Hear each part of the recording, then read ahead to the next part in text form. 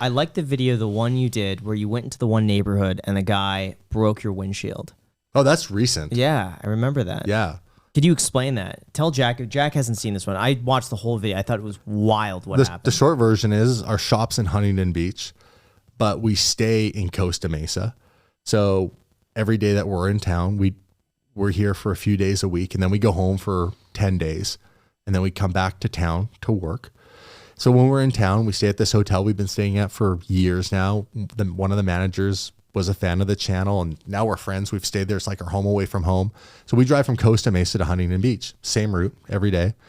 And there was construction at an intersection along my route, and my GPS, because I just run GPS everywhere. Like, we're Canadian. People were like, how do you not know how to get to your shop? I probably do. But out of being a habitual human being, I just put in my shop's address every day, because I've learned in California, at any given moment, an accident or something happening can drastically change the ETA of your arrival, right? Like, at any given moment, you know, the traffic could be like 6 lanes blocked for whatever reason. So I just run GPS. So I always know the quickest, fastest route to get somewhere. And so my GPS was taking me on a side street because there was construction, lo and behold, on the main road. And it took me down a couple of side streets, and it got confused. It was like doing the spinny thing. I think everyone's had an experience where you're running GPS and it gets you lost. It like starts spinning and it doesn't know where you are. And I think that's got something to do with like the gyro-y, whatever's inside the phone. Anyhow, it takes me down this side street. I end up in a cul-de-sac. It tells me to turn around, and it takes me directly back the same way I had just come. So I stopped, proceeded through a stop sign, got to another stop sign, proceeded to turn left, going right back to where I was. And I go back onto this street, and this guy literally jumps in front of my car and stops me and is just 0 to 100, yelling at me, swearing, calling me names. And I'm like, what is going on? Was my first thing. I'm like, what did I do? And I was like, oh, this guy's just irate. So like, doesn't matter what I did. Like, I've been in this situation a million times with cops or whoever. So I was just like, 1 second.